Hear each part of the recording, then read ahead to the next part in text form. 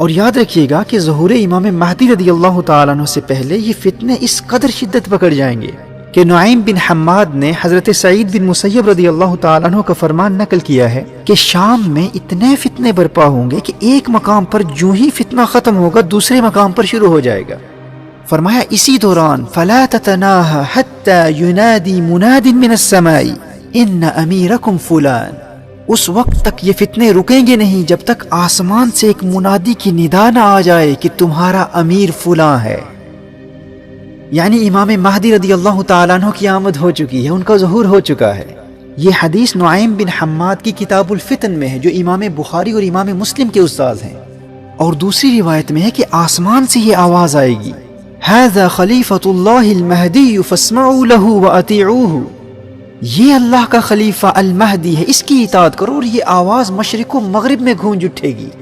اور اس آواز کی گونج ایسی ہوگی کہ سونے والے بیدار ہو جائیں گے، اس آواز کو سن کر سونے والے اٹھ کھڑے ہوں گے۔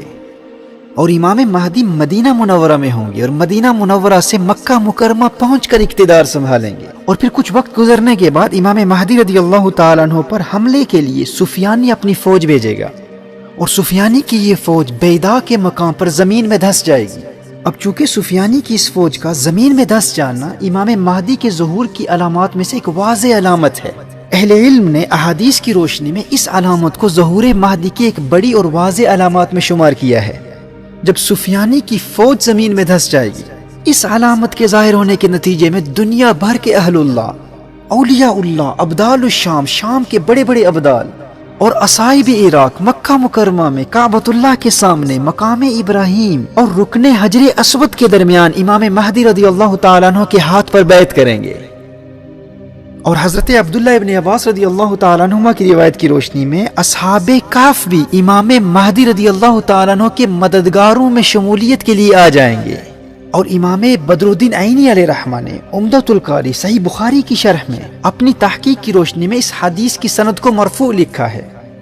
اور آگے چل کر دجالی فتنوں کے مقابلوں کی تیاری کے حوالے سے میں کلام کروں گا کہ کس طرح ہم اپنے آپ کو تیار کر سکتے ہیں۔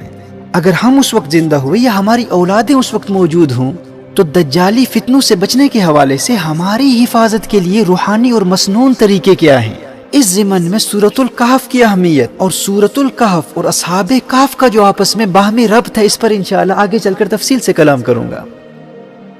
تو میں امام مہدی رضی اللہ تعالیٰ عنہ کے ظہور سے پہلے کی اور بعد کی چند بڑی واضح علامات پر کلام کر رہا تھا۔ اسی طرح منصور جو کہ اہل بیت میں سے ہوں گے اور ان کا لقب الحارث ہوگا، اور اہل علم کے نزدیک یہ منصور امام مہدی رضی اللہ تعالیٰ عنہ کے بھائی یا چچا زاد ہوں گے، اور ان کی دائیں ہتھیلی پر ایک سیاہ تل ہوگا، اور وہ اس وقت مشرق کے آخری کونے میں ہوں گے اور اہل خراسان کے ساتھ مل کر امام مہدی کے حق میں سفیانی سے براہ راست مقابلہ کریں گے۔ اب اس چچا زاد بھائی کے حوالے سے روایات میں بہت اختلاف ہے، آگے چل کر میں اس کی وضاحت کروں گا۔ اچھا دیکھیے، سفیانی کی فوج جب اللہ کے عذاب کا شکار ہو کر زمین میں دھس جائے گی،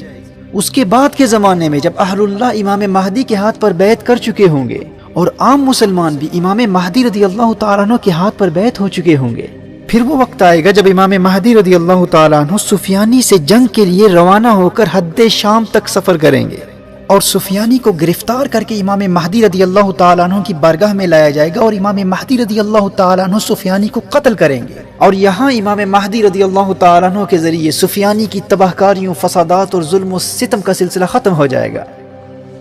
اور پھر دنیا یہ نظارہ بھی دیکھے گی کہ زمین اپنے جگر کے ٹکڑے سونے کے ستونوں کی طرح ظاہر کرے گی۔ کعبۃ اللہ میں جو خزانہ مدفون ہے، امام مہدی رضی اللہ تعالیٰ عنہ اسے نکال کر فی سبیل اللہ تقسیم کریں گے۔ امام مہدی کثرت سے لوگوں میں سونا اور چاندی تقسیم کریں گے، اور لوگ اس قدر دولت مند ہو جائیں گے کہ کسی کو کسی چیز کی حاجت نہیں ہوگی۔ عوام میں استغنا اور بے نیازی اور زمین کی برکات کا عالم یہ ہوگا کہ خشک لکڑی خشک زمین میں بوئی جائے گی تو وہ سبز ٹہنی بن کر پتوں سمیت نمودار ہوگی، اور مال و دولت کی کثرت و فراوانی اور مسلم دنیا کی اکانومی کی عروج کا عالم یہ ہوگا کہ زندہ لوگوں کی یہ تمنا ہوگی کہ کاش وہ لوگ جو تنگی کے زمانے میں دنیا سے چل بسے آج وہ زندہ ہوتے اور اس منظر کو دیکھ لیتے۔ اللہ اکبر۔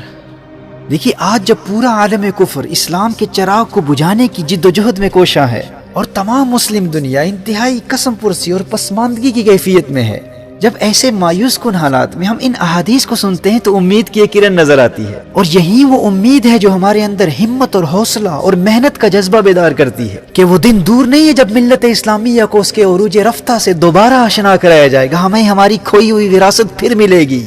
جامع ترمذی کی حدیث ہے، فرمایا لا تذهب الدنيا حتى يملك العرب رجل من اہل بیتی۔ سبحان اللہ، فرمایا یہ دنیا اس وقت تک ختم نہیں ہوگی جب تک میرے اہل بیت سے ایک مرد عربوں کا حاکم نہ بن جائے۔ اور سنن نبی داؤد کی حدیث ہے، فرمایا اللہ جل وعلا مجھ سے یا میرے اہل بیت سے ایک مرد کو بھیجے گا، یملأ الارض قسطا وعدلا كما ملئت ظلما وجورا، جو زمین کو عدل و انصاف سے ایسے بھر دے گا جیسے یہ زمین ظلم اور جور سے بھری ہوئی ہے۔ اور سنن نبی داؤد ہی کی ایک اور حدیث ہے، فرمایا المہدی من عترتی من ولد فاطمہ، وہ کون ہوگا جو دنیا کا نقشہ بدل دے گا؟ فرمایا یہ مہدی میری عطرت سے، میری فاطمہ کی اولاد سے ہوگا۔